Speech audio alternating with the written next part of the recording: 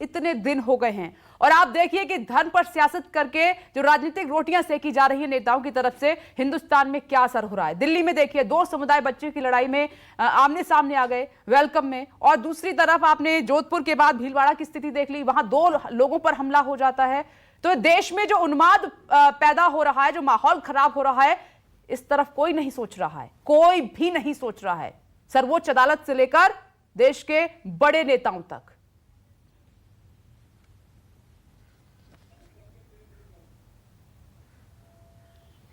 विपनेश, लोकतंत्र में जो राजनीतिक पार्टियां होती हैं, राजनीति करना उनका काम होता है, क्योंकि उसी के सहारे वो सरकार बनाती हैं। लेकिन बड़ा सवाल ये है कि राजनीति क्या, समाज नहीं रहेगा, देश नहीं रहेगा तो सियासत कैसे होगी? ये जो सोचने वाली बात है, सियासी पार्टियां और सियासी दल के नेता नहीं सोचते हैं। और यही वजह है कि मिसाल के तौर पर अलवर से हमारे सहयोगी दीपक रिपोर्ट कर रहे हैं, वहाँ पर अतिक्रमण की घटना, अतिक्रमण हुआ था, पहले से अतिक्रमण हुआ था, और उस अतिक्रमण में अगर सड़क पर या अतिक्रमित जमीन पर मंदिर बनाया गया हो या किसी का घर बनाया गया हो और उसे अगर वैधानिक तरीके से तोड़ा गया है, तो मुझे नहीं लगता कि इसको लेकर सियासत होनी चाहिए। दूसरी बात कि पहले से ही अगर मंदिर, 300 साल पुराना मंदिर अगर गिराया गया है, तोड़ा गया है, तो वहाँ के लोग उससे आहत है, तो उस आहत लोगों को किस तरह से सांत्वना देना है, कैसे उनके आक्रोश को कम करना है, यह राजनीतिक पार्टियों की जिम्मेवारी बनती है। लेकिन उनके आक्रोश को और उनके असंतोष को और उकसाने के लिए हुंकार रैली होती है। माफ कीजिएगा, मैं ये इसलिए कह रहा हूं कि इससे नुकसान जो हो रहा है वो समाज का हो रहा है। दीपक ने एक और बात कही थी कि उस रैली में आम आदमी भी आ रहा है। किसी रैली में इस तरह की रैली में कोई आम आदमी नहीं आता विपनेश। और एक बात और मैं कहूं कि हाल के दिनों में एक घटना घटी है जो सब जगह देखी जा सकती है, वो ये कि पहले क्या होता था, पहले कुछ ही लोग राजनीतिक कार्यकर्ता होते थे और सियासत केवल चुनाव के समय होती थी। अभी 24/7 और 12 महीने सियासत हो रही है। और पहले जो कुछ ही लोग कार्यकर्ता होते थे, पॉलिटिकल कार्यकर्ता होते थे, आज के समय में प्रत्येक आदमी पॉलिटिकल कार्यकर्ता की तरह से बिहेव करता है, उसी की तरह से बात करता है, उसी की तरह से नारे लगाता है, उसी की तरह से असंतोष भड़काता है, और उसी की तरह से, और जो जिस पर बीतती है, जैसा श्रीवत्सन बता रहे थे कि असली आम आदमी वो है जिससे इस तरह की सियासत का खामियाजा भुगतना पड़ता है, चाहे उसकी जान जाती हो, चाहे उसकी रोजी रोटी छिन जाती हो, या चाहे इस तरह की तमाम वेदनाएं सहनी पड़ती हों। तो विपनेश, इन चीज़ों को समझने के लिए हमारे सियासी पार्टी और सियासी पार्टी के नेताओं को समझने की जरूरत है। और आइसोलेशन में इन घटनाओं को नहीं देखा जा सकता। राजस्थान में चाहे वो जोधपुर हो या अलवर हो या करौली हो या पंजाब का पटियाला हो, दिल्ली की जहांगीरपुरी हो या महाराष्ट्र हो, ये सब जगह चीज़ें कहीं ना कहीं आप देखेंगी तो सामाजिक तौर पर और मुद्दों के तौर पर ये एक दूसरे से जुड़ी हुई घटनाएं हैं। और हम ये मान लेते हैं, कई बार हम कहते हैं कि नहीं वहाँ अशांति हुई थी, लेकिन अब मामला शांत है। अपने सहयोगी से मैं बात कर रहा था श्रीवत्सन से सुबह, तो उन्होंने कहा करौली का मामला शांत हो गया है। कभी भी सांप्रदायिक सौहार्द जहां बिगड़ जाता है, वहां मामला इतना आसान नहीं होता है शांत होना। वो राख के अंदर आग कब जल जाएगी इसका कोई भरोसा नहीं होता है। तो इसलिए मुझे लगता है कि जो जिम्मेवारियां निभाई जानी चाहिए सियासी दलों के द्वारा, सरकारों के द्वारा और अदालतों के द्वारा। मैं सुप्रीम कोर्ट के कैंपस में खड़ा हूं विपनेश, और हम बार बार इस बात की चर्चा करते रहे हैं कि सुप्रीम कोर्ट के आदेश को लेकर ही सियासत हो रही महाराष्ट्र में। वो आदेश क्या था कि रात के 10 बजे से सुबह 6 बजे तक लाउडस्पीकर नहीं लगाया जाएगा, और उसको लेकर जब इतना विवाद बना तो मुझे लगा कि सुप्रीम कोर्ट के माय लॉर्ड्स को, जजेस को इस मामले में स्वतः संज्ञान लेना चाहिए था, या इससे जुड़ी हुई जो भी एग्रीड पार्टी थी जिसे लाउडस्पीकर की आवाज से प्रॉब्लम थी, उसे सुप्रीम कोर्ट आना चाहिए था। लेकिन न माय लॉर्ड ने स्वतः संज्ञान लिया, न किसी पॉलिटिकल पार्टी ने सुप्रीम कोर्ट का रुख किया, और चीजें किस तरह से बढ़ी। लेकिन अच्छी तस्वीर यह है कि पिछले लगातार 15 दिन से महाराष्ट्र में चीजों को बिगाड़ने की कोशिश हुई थी, लेकिन स्थिति अच्छी है। पुलिस ने मामले को संभाल लिया है। लाउडस्पीकर को लेकर सियासत तो खूब हुई, लेकिन सामाजिक सौहार्द बनाने में, बरकरार रखने में महाराष्ट्र सरकार सफल रही है। एक अच्छी तस्वीर है। ये इंपॉर्टेंट बात प्रभाकर मिश्रा आपने भी कही और इंद्रजीत ने भी कही। तो बाकी राज्यों की पुलिस इसमें नाकाम क्यों हो रही है, ये भी तो सवाल महत्वपूर्ण हो जाता है यहाँ पर। आइए चर्चा की शुरुआत कर लेते हैं। बीजेपी स्पोक्सपर्सन जयराम विप्लव जी भी हमारे साथ मौजूद हैं। जयराम जी, आपसे ही शुरुआत कर रही हूँ। आपको नहीं लग रहा कि धर्म पर सियासत करके देश का माहौल खराब हो रहा है, जहां पर आपकी कोशिश ये होनी चाहिए थी कि शांति कैसे बने, माहौल को अच्छा कैसे किया जाए, लेकिन आप अलवर में जन हुंकार रैली निकाल निकाल रहे हैं इतनी बड़ी संख्या में कार्यकर्ताओं को लेकर? आपको नहीं लग रहा है कि मामला और ज्यादा बिगड़ सकता है, भावनाएं भड़क सकती हैं? विपनेश जी, ये देश बहुत बड़ा है और एक दो राज्यों में जो घटनाएं हो रही हैं लगातार, वहां की राज्य सरकारों के निकम्मेपन के कारण हो रही है। और रही बात गहलोत सरकार की, उन्होंने तो करौली हिंसा के दिन से ही इसके लिए प्रधानमंत्री से गुहार लगानी शुरू की, प्रधानमंत्री को जिम्मेवार बताना शुरू किया। इतने बड़े राज्य के मुख्यमंत्री को ये हाथ खड़े करते हुए बिल्कुल शर्म नहीं आई। जयराम विप्लव जी से संपर्क हमारा टूट गया है, मैं दोबारा उनका रुख करूंगी, लेकिन डॉक्टर अजय उपाध्याय जो शुरुआत उन्होंने की है उस पर जवाब तो आप देना जरूर चाहेंगे। आपकी राजस्थान सरकार के खिलाफ ये जनहुंकार रैली निकाली जा रही है अलवर में, बेहद दुखद है और आपने देखा किस तरह की चीजें आ रही है। 35 में से 34 पार्षद अलवर के नगर पालिका में जहां ये सब दुर्घटना हुई है और जिस तरह माहौल बिगाड़ने का काम हुआ, ये भाजपा के लोग हैं। ये सामूहिक एक निर्णय लिया गया इनके ही द्वारा, और तब जाकर के वहां मंदिर का या जो भी स्थापना हुआ प्राण प्रतिष्ठा के साथ दूसरी जगह स्थापना हुई। मैं नहीं कहता कि किसी ने तोड़ा और किसी ने हटाया, लेकिन इनकी सहमति के बाद ये लोग दोहरा चरित्र कैसे जीते हैं विप्लव जी की पार्टी। आज एक तो एक तरफ ये हिंसा भड़का रहे हैं पूरे प्रदेश में, चाहे अलवर की बात करें, चाहे वो जोधपुर की बात करें, भीलवाड़ा की बात करें, हर जगह जहां जहां राज्यों की सरकार और जहां जहां चुनाव हो रहे हैं वहां वहां ये हिंसा भड़काने का काम कर रहे हैं। चाहे वो महाराष्ट्र हो, चाहे वो कर्नाटक हो, चाहे वो मध्य प्रदेश हो, दिल्ली जैसे राज्य में भी ये छोड़ने को तैयार नहीं है। अभी इन्होंने क्या बात कही प्रधानमंत्री जी से? प्रधानमंत्री जी देश के मुखिया हैं, देश के प्रमुख हैं, चुनाव जीत करके आए हैं, हम सब उनको मानते हैं। उनको कम से कम इस तरह के यदि पूरे देश में आग फैल रहा है, यदि वो अपनी नाकामियां छुपाना चाहते हैं तो कम से कम इस आग को मत फैलने दें। उसके लिए कम से कम 2 शब्द उनके मुंह से आनी चाहिए, मुंह में दही नहीं जमनी चाहिए थी। आज तक एक शब्द नहीं आई है प्रधानमंत्री जी के मुंह से। क्या बात है? ये क्या दर्शाता है? ये दर्शाता है कि ऐसे लोगों की जुबान मजबूत होगी। कौन है ये लाउड स्पीकर के नाम पे और हनुमान चालीसा के नाम पे और अजान के नाम पे वहां महाराष्ट्र में भड़काने का काम कर रहा है? और क्यों नहीं भाजपा के लोग इसको कम से कम इस पर आपत्ति दर्ज करा रहे हैं? क्यों नहीं इसकी निंदा कर रहे हैं? इसलिए नहीं कर रहे हैं क्योंकि इनको पता है पिछले 1 महीने में महंगाई बढ़ी है, बेरोजगारी बढ़ी है, उस पर इनके पास कोई जवाब नहीं है। जैसे जैसे महंगाई और बेरोजगारी बढ़ेगी वैसे वैसे इनके नफरती गैंग का ये लाउड स्पीकर बढ़ेगा और देश को ये नफरत के ठीक है, इसी पर मैं काउंटर करूं, अगला सवाल पूछूं। जयराम विप्लव जी जवाब दीजिए। डॉक्टर अजय उपाध्याय को ये खत्म करना चाहते हैं। जयराम विप्लव जी मुझे टीवी स्क्रीन पर नजर नहीं आ रहे हैं, लेकिन general secretary MNS doctor Vagish Saraswat हमारे साथ मौजूद हैं। डॉक्टर वागीश, ये उकसावे वाली राजनीति राज ठाकरे कब तक करते रहेंगे? जैसे उतर जाएंगे ये बंद हो जाएगा। ये हमारा राजनीतिक मामला नहीं है, आंदोलन है, और इस आंदोलन में सफलता मिल रही है। आज तक पुलिस की रिपोर्ट नहीं आई है कि कितनी मस्जिदों से अजान हुई है, लेकिन ज्यादातर में शांति देखने को मिल रही है। तो मुद्दा सिर्फ इतना मुद्दा है कि सुप्रीम कोर्ट ने ये निर्देश दिया है अपने आदेश में कि साल भर में सिर्फ 15 दिन परमिशन मिलनी चाहिए किसी भी धार्मिक सामाजिक आयोजनों के लिए किसी संस्था को। हम सवाल ये उठा रहे हैं कि मस्जिद में 365 दिन अजान होती है, तो ये 365 दिन की अजान के लिए जो परमिशन दी जा रही है मुंबई पुलिस के माध्यम से, ये कौन से कानून कौन से नियम के तहत दी जा रही है? कृपया ये बताने की कोशिश की जाए, क्योंकि सुप्रीम कोर्ट का स्पष्ट निर्देश है कि साल भर में सिर्फ 15 दिन के लिए ही परमिशन दी जा सकती है। परंतु यहाँ मौलवियों को बुला करके लगातार पूरे 365 दिन की परमिशन किस आधार पे दी जा रही है? अभी तक सुप्रीम कोर्ट के ऑर्डर का पालन हो तो रहा है, तो फिर धर्म के नाम पर सियासत चमकाने में क्यों लगे हुए हैं? धर्म कहीं है ही नहीं, ये सामाजिक मुद्दा है। हमारे मंदिरों से उतर सामाजिक मुद्दा तो बिल्कुल नहीं है। ये कैसे हो गया? ये आपके कहने से सामाजिक मुद्दा हो जाएगा क्या? जब मामला अदालत में है तो आप सामाजिक मुद्दा मानकर इस तरीके से धर्म पर सियासत करने में लगे हुए हैं? देखिए, समझने की कोशिश करनी चाहिए ना। हमारे आरतियां हमने बंद कर दी हैं। अगर आरतियां बंद हो सकती हैं तो मस्जिदों की अजान क्यों नहीं बंद हो सकती? सुप्रीम कोर्ट का आदेश है, उसका पालन करना चाहिए। अरे पालन कराएगी सरकार, राज्य की पुलिस। आप कौन होते हैं इस तरीके से वहां पर अल्टीमेटम देने वाले? हम राजनीतिक दल हैं, हम दबाव गठ हैं, हम विपक्ष हैं। तो फिर साहब आप जाइए ना पुलिस स्टेशन, अदालत जाइए, एक रास्ता होता है। ऐसा नहीं है सड़क पर खड़े होकर कानून हाथ में लेंगे आप और आपके कार्यकर्ता। देखिए विपनेश जी, कोर्ट ने आदेश दे दिया है, अब दोबारा कोर्ट में जाने की जरूरत नहीं है। कोर्ट के आदेश का इम्प्लीमेंट करने की जरूरत है।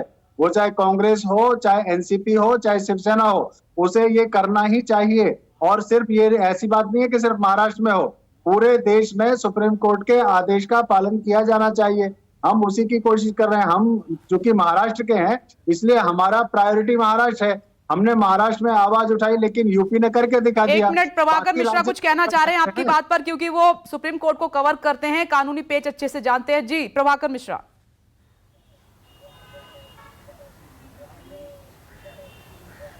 विपनेश, मेरा सवाल बस इतना सा है कि सुप्रीम कोर्ट ने कोई आदेश दे दिया और उस आदेश का पालन कराने के लिए अगर आम आदमी या पॉलिटिकल पार्टी के लोग सड़कों पर उतर जाएंगे तो अराजकता की स्थिति नहीं पैदा होगी क्या? क्या यही व्यवस्था है? क्या उनसे एक बार पूछा जाना चाहिए सरस्वत जी से कि सुप्रीम कोर्ट की व्यवस्था को, सुप्रीम कोर्ट के आदेश को लागू होने की एक प्रक्रिया है।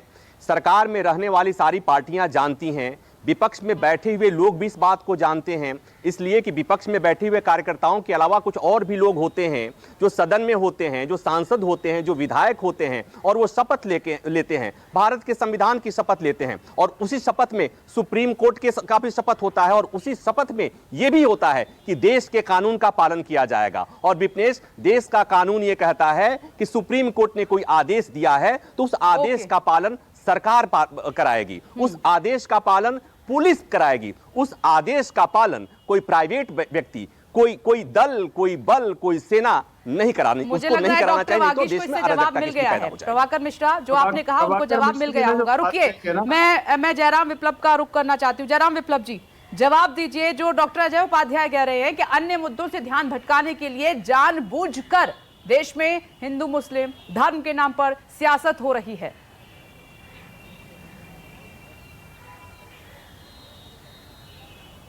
वो राज्य सरकारों की बात है जहां पर एक घटना होने के बाद भी कानून व्यवस्था में सुधार नहीं किया गया, वहां पर तुष्टीकरण का खेल चल रहा है। दंगाइयों, पत्थरबाजों, आगजनी हिंसा करने वालों को सरकारी संरक्षण प्राप्त है। यदि पुलिस ने करौली की हिंसा के बाद और महाराष्ट्र की सरकार ने भी समय रहते इस पर कदम उठाए होते तो इस प्रकार का आक्रोश देखने को नहीं मिलता। जो स्थिति सड़कों पर है वो पुलिस की नाकामी का प्रतीक है। आप देख लीजिए ना, भाजपा शासित राज्यों में भी घटनाएं हुई थी, लेकिन रामनवमी के बाद कहीं पर इस प्रकार की घटनाएं दोहराई नहीं जा सकी, क्योंकि सरकार ने सख्ती के साथ अपराधियों का जाति, धर्म, मजहब, पंथ देखे बिना, उसकी पहचान के बिना कठोर कार्रवाई की है। जयराम विप्लव जी, जो तमाम मुद्दों को लेकर आप राजस्थान में पूरी दिल्ली में है, खरगोन मध्य प्रदेश में। बिल्कुल, मैं सही कह रहे हैं प्रभाकर मिश्रा, मैं वही सवाल जयराम विप्लव से पूछ रही हूँ। मैंने वही कहा, आप थोड़ा सुनिए कि दोबारा ऐसी हिमाकत नहीं हुई। और जहांगीरपुरी में और मध्य प्रदेश के खरगोन में उसके बाद वहां पर कठोरता से कार्रवाइयां हुई है, गिरफ्तारियां हुई है। करौली हिंसा के मुख्य आरोपी को गिरफ्तार करने के लिए वहां के बचाव में वहां के सीएम खड़े हो गए और सारा दोषारोपण केंद्र की सरकार के ऊपर। ये किस प्रकार की मानसिकता है? क्या देश नहीं जानता है राज्य की कानून व्यवस्था किसकी जिम्मेवारी है? जयराम विप्लव जी, कानून व्यवस्था की आप बात कर रहे हैं, राजस्थान में आपने सामूहिक दुष्कर्म का मामला उठाया, उत्तर प्रदेश का ही मामला है। 13 साल की बच्ची के साथ गैंगरेप होता है, उसके बाद खबर यह है कि थाने में उसका गैंगरेप होता है। ये उत्तर प्रदेश का मामला है जिस कानून व्यवस्था की आप बात कर रहे हैं। महाराष्ट्र की आपने बात की, भले ही वहां पर बयानबाजी चल रही है, लेकिन पुलिस ने मामला खराब नहीं होने दिया है। मैं बिल्कुल स्पष्ट जिस विषय पर चर्चा है उसी पर और सारे प्रश्नों का उत्तर दे रहा हूं आपका। सुप्रीम कोर्ट ने ऑर्डर दिया, जजमेंट आया, हाई कोर्ट ने भी जजमेंट दिया। जजमेंट बंगाल में भी आया था, केरल में भी आया था, महाराष्ट्र में भी आया था, उत्तर प्रदेश में भी आया था। इम्प्लीमेंटेशन केवल उत्तर प्रदेश में हो पाया। बिना देखे कि मंदिर है या मस्जिद उतारे गए ना, 1 लाख से अधिक लाउड स्पीकर उतारे गए जो गैर कानूनी रूप से लगे थे। तो उदाहरण लीजिए ना, कैसे सबको साथ लेकर के बिना किसी हंगामे के कानून का अनुपालन करवाया जा सकता है। महाराष्ट्र सरकार ऐसा करने में क्योंकि उनको अपना वसूली अगाड़ी है, उनको अपना वोट बैंक दिखाई पड़ रहा है। कांग्रेस पार्टी शुरू से यही करती आई है, पत्थरबाजों का संरक्षण, आतंकवादियों का संरक्षण, दंगाइयों का संरक्षण। इनके राज में जितने दंगे हुए, ये भारत का इतिहास उसके पन्ने रंगे हुए हैं। भागलपुर के दंगे गिनाओ, ये दिल्ली के 84 के दंगे गिनाओ, कौन से दंगे गिनाओ। पीछे जाने की जरूरत नहीं है। 2022 में जो भारत की तस्वीर है, जो माहौल बना हुआ है, उस पर चर्चा करते हैं, क्योंकि आप हिस्ट्री खंगालेंगे तो वो फिर आपकी खंगालने लगेंगे। एक मिनट रुकिएगा डॉक्टर अजय उपाध्याय, मैं ये कहती हूँ कि चलिए अलवर का मामला की पार्षद उनके थे, विधायक तो आपका था साहब, वो कह रहे हैं कि विधायक की मर्जी के बिना यहाँ पर पत्ता भी नहीं हिल सकता। दूसरी तरफ आप वो अन्य मामलों को क्यों नहीं देख रहे हैं? जोधपुर में जो हुआ, पुलिस आपकी है, सरकार आपकी है, क्या उसके लिए भी बीजेपी जिम्मेदार है? दूसरी तरफ एक और मामला सामने, भीलवाड़ा में 2 युवकों पर हमला हुआ है, बाइक को आग के हवाले कर दिया गया, तो उसके लिए भी बीजेपी जिम्मेदार है क्या? आपकी सरकार, आपकी पुलिस, आप क्या कर रहे हैं? विपनेश जी, दोनों मुद्दों में अलवर की बात यदि करें तो सबको पता है कि जिस तरह दिल्ली में एमसीडी काम करती है, उसी तरह हर जगह नगरपालिका का ऑटोनोमस है और नगरपालिका का ही निर्णय है, उसमें विधायक सांसद का कोई निर्णय नहीं होता। दूसरी बात, वहां कोई विवाद नहीं था, विवाद तो अब खड़ा किया जा रहा है।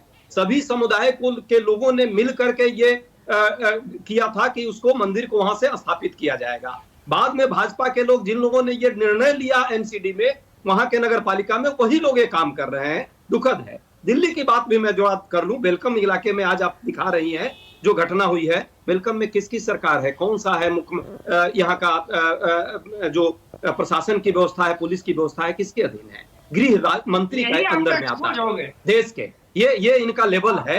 ये सिर्फ गाना जो गा रहे हैं लाउड स्पीकर चला चला करके। देश में बेरोजगारी, महंगाई से देश के लोग तंग हैं, इनको नहीं दिख रही है। ये इनको किया था काम लोगों ने विकास के लिए, अब विकास नहीं हो रहा है तो ये नफरत का विकास करने में लगे हुए हैं पूरे देश में। और जहां जहां चुनाव है विपनेश जी, मैं पुनः कहूंगा, जिन जिन राज्यों में चुनाव होगा वहीं पे ये नफरत गैंग वहां काम करेगी इनकी। बाकी राज्यों में जहां चुनाव खत्म हो गए हैं वहां शांति रहेगी। ये भाजपा का क्या दायित्व नहीं बनता? केंद्र में यदि आपकी सरकार है, पूरे देश में 18 राज्यों में है, देश में शांति नहीं होनी चाहिए? चाहे वो कर्नाटका की बात हो, चाहे वो मध्य प्रदेश की बात हो, महाराष्ट्र में भी आपने नफरती गैंग का सहयोग करना शुरू कर दिया है लाउड स्पीकर और हनुमान चालीसा के नाम पे। राजस्थान में तो स्पष्ट दिखा है, चाहे वो करौली की घटना हुई, जिस दिन घटना हुई उसी दिन इनके युवा मोर्चा के अध्यक्ष जो है पहुंच जाते हैं वहां आग में घी डालने के लिए। ये दिखाता है इनकी मंशा।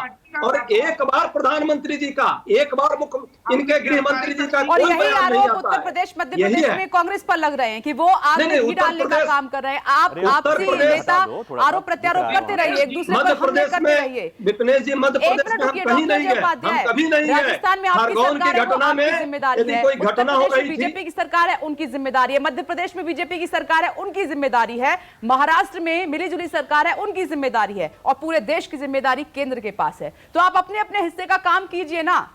आपसी सियासी बयानबाजी में आप फंसे हुए हैं और देखिए उसका हाल क्या हो रहा है। एक मिनट रुकिए, मैं दीपक दुबे का जल्दी से रुक करना चाह रही हूँ। दीपक दुबे, मुझे दिखाइए जरा अलवर का माहौल। अब ये क्या कर रहे हैं? हुंकार रैली करके क्या दिखाना चाह रहे हैं? हाँ जी, हम सीधे तस्वीरें दिखाने की कोशिश करते हैं। यहाँ पर बड़ी संख्या में जो बीजेपी के यहाँ के प्रदेश से जुड़े हुए अलग अलग कार्यकर्ता हैं या फिर लोग हैं, वो सभी यहाँ पर इकट्ठा होने शुरू हो चुके हैं। और कुछ ही समय के बाद जो प्रदेश अध्यक्ष सतीश पूनिया है वो यहाँ पर पहुँचेंगे और उसके बाद जन हुंकार रैली की शुरुआत की जाएगी। हालांकि 10 बजे का समय दिया गया था, लेकिन अभी तक वो नहीं आ पाए, इस वजह से जन हुंकार रैली की शुरुआत नहीं हो पाई है। एक बार तस्वीरों के माध्यम से दिखाने की कोशिश करेंगे। अलग अलग विधानसभा क्षेत्रों से लोग यहाँ पर पहुँचेंगे, जिसमें बात की जाए तो बीजेपी कार्यकर्ता होंगे, इसके साथ साथ जो स्थानीय सांसद अलग अलग विधानसभा क्षेत्र के हैं या फिर विधायक हैं वो भी यहाँ पहुँचेंगे। जैसे कि विधानसभा अलवर शहर से लोग पहुँचेंगे और इसके साथ साथ राजगढ़ लक्ष्मणगढ़ विधानसभा क्षेत्र के लोग पहुँचेंगे।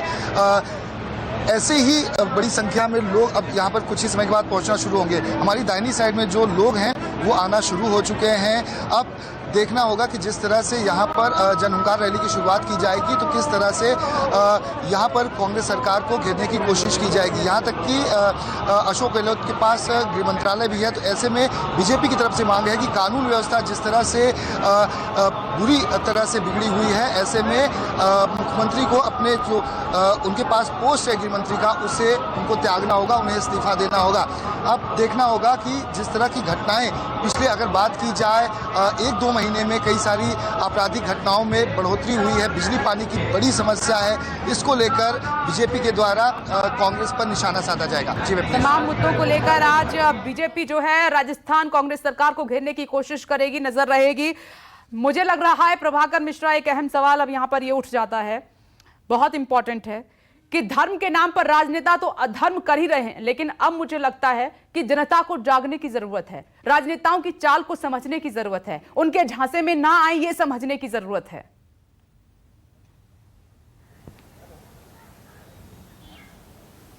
विपनेश, और इसीलिए इस एजेंडे की जरूरत है जो हम रोज करते हैं कि पॉलिटिकल पार्टियों के प्रोपेगेंडा को बस्ट करना मीडिया की जिम्मेवारी है, और हम ये करने की, हम अपनी जिम्मेवारी को निभाते हुए हम लगातार करने की कोशिश कर रहे हैं। उन पॉलिटिकल पार्टियों को बताने की कोशिश कर रहे हैं कि जमीनी मुद्दे पर आइए, जनता के मुद्दों पर बात कीजिए, और जनता को हम बताने की कोशिश कर रहे हैं, अपने दर्शकों को बताने की कोशिश कर रहे हैं कि जो पॉलिटिकल पार्टियां जो कर रही हैं, जिन मुद्दों पर बात कर रही हैं, गैर जरूरी मुद्दे हैं, इनको बाध्य कीजिए, इनसे पूछिए, जमीनी मुद्दों पर बात करने को उनको बाध्य कीजिए, और जनता भी समझे कि जो पॉलिटिकल पार्टियां कर रही हैं वो उनके हक में नहीं कर रही हैं। वो पॉलिटिकल पार्टियां केवल और केवल सियासत कर रही हैं और अपने हक में कर रही हैं, क्योंकि उन्हें केवल और केवल कुर्सी से मतलब है। जनता के हितों का फिलहाल कोई भी पॉलिटिकल पार्टी ध्यान नहीं रख रही है। अगर ध्यान रखती तो देश में इस तरह की उन्माद की स्थिति पैदा करने की कोशिशें लगातार नहीं हो रही थी। अब इसीलिए हिंदुस्तान की जनता को ही जागना होगा, और अगर कोई भी ऐसा बयान दिया जा रहा है, ऐसी कोई भी कोशिश नेता कर रहा है, उनका बॉयकॉट करना बहुत जरूरी है।